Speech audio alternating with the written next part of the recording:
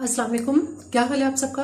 अल्लाह ताला आप सबको अपने हिफ्ज़ अमान में रखे। फूड इज रेडी में आज एक बहुत ही मज़ेदार रेसिपी ढाबा स्टाइल बर्गर के साथ मैं आपके सामने हाजिर हूँ। जैसे कि अक्सर आपने देखा है कि छोटे जो स्टॉल्स होते हैं उनके ऊपर भी जो बर्गर मिलते हैं वो बहुत ही मज़ेदार होते हैं कि आपको मीट से बना हुआ जो पैटी है उसकी ज़रूरत नहीं होती, बल्कि ढाबे का बर्गर उससे भी ज़्यादा मज़ेदार होता है।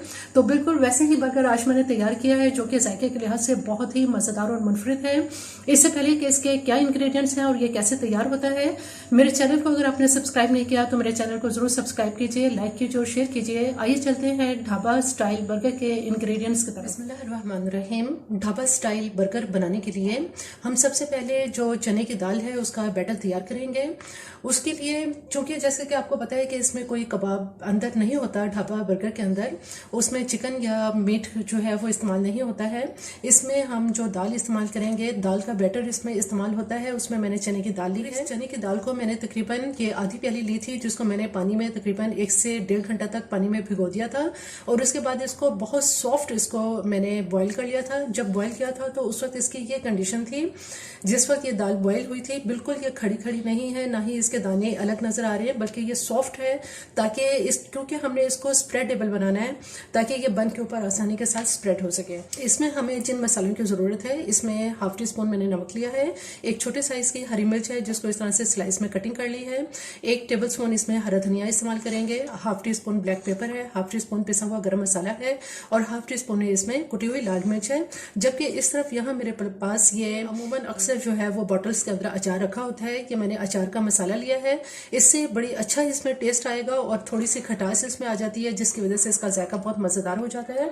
और यहाँ मैंने तकरीबन ये 2 टेबल स्पून जो है ये चॉप प्याज ली है, इसको बहुत ही फाइन प्याज को चॉप कर लिया है।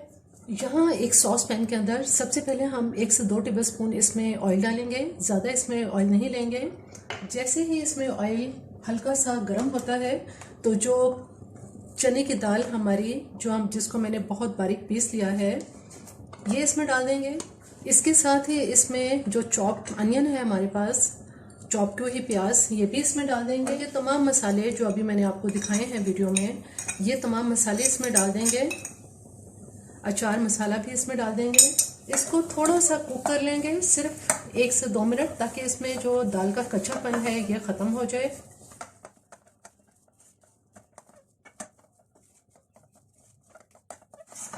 तकरीबन 2 से 3 मिनट तक इसको बहुत ही हल्की आंच पे पकाने के बाद अब इसका चूल्हा बंद करते हैं और इसको हम निकाल लेते हैं।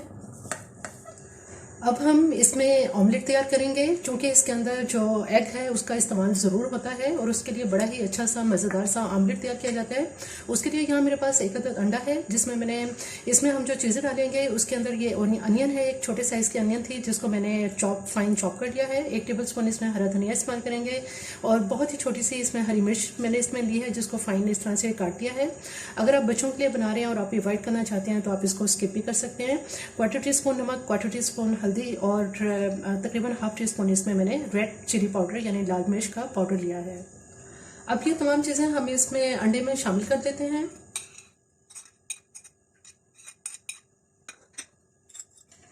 बहुत अच्छी तरह से इसे मिक्स कर लेंगे।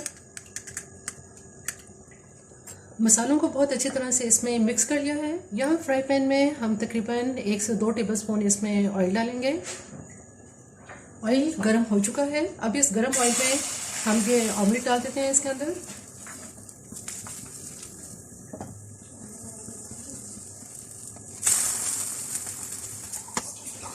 ऑमलेट बिल्कुल तैयार है। अब हम इसे एक अलग प्लेट में निकाल लेते हैं। ऑमलेट तैयार करने के बाद इसमें हम फिर दोबारा से 1 से 2 टेबल स्पून इसमें ऑयल डालेंगे और यहाँ मेरे पास बर्गर बन है। इसके मैंने 3 पीस ये लिए हैं, एक फुल बर्गर है और एक दूसरे बर्गर का मैंने दरमियान का हिस्सा ये लिया है। इनको हम इसमें फ्राई कर लेते हैं।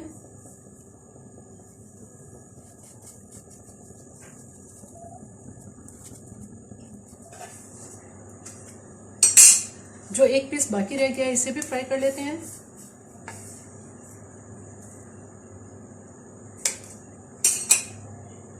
सब कुछ तैयार कर लेने के बाद अब इसकी हम असेंबली करेंगे। जैसे कि मैंने आपको बताया कि हम इसमें बन के 3 पीस इस्तेमाल करेंगे।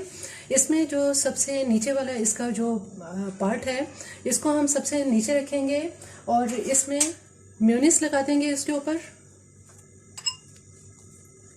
मेयोनीज लगाने के बाद जो हमने दाल का बैटर तैयार किया है वो इसमें अच्छी तरह से भर के इस पर लगा देंगे। देखेंगे स्प्रेडेबल है, ये बिल्कुल भी ड्राई नहीं है, बड़ी इजीली ये इसके ऊपर आसानी से स्पून के साथ स्प्रेड हो रहा है। बहुत अच्छी तरह से इसके ऊपर ये मैंने स्प्रेड कर दिया है और ज़्यादा क्वांटिटी में लगाया है ताकि जब आप बाइट लें तो हर बाइट में इसका बहुत अच्छा टेस्ट आए। अब इसके ऊपर हम ऐसा करेंगे कि ये जो सेंटर वाला दूसरा पीस है ये इसके ऊपर रख देंगे और जो मेयोनीज है ये लगाएंगे।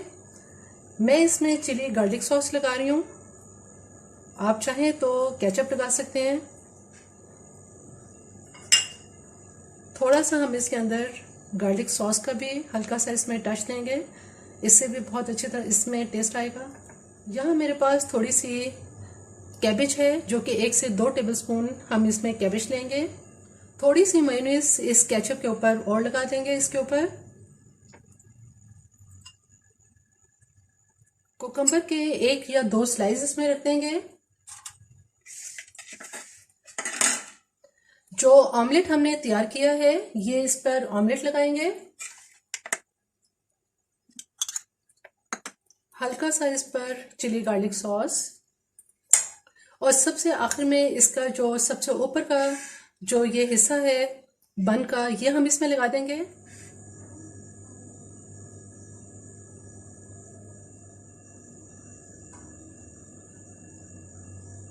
ढाबा स्टाइल बर्गर बिल्कुल तैयार है। किसी भी जूस या कोल्ड ड्रिंक के साथ आप इससे एंजॉय कर सकते हैं। बहुत ही ये मज़ेदार लगता है। इसमें जो दाल का कबाब की तरह से जो बैटर तैयार किया गया है और आमलेट के साथ और इसमें जो केचप और सॉसेज हैं उसके साथ ये बहुत ही मज़ेदार लगता है। मेरी ये रेसिपी आपको पसंद आए तो मेरे चैनल को ज़रूर सब्सक्राइब कीजिए, लाइक कीजिए और शेयर कीजिए। सब्सक्राइब के साथ बेल आइकन को ज़रूर प्रेस करें, ऑल के ऑप्शन पर क्लिक करें ताकि हर आने वाली वीडियो का नोटिफिकेशन आपको मिल सके।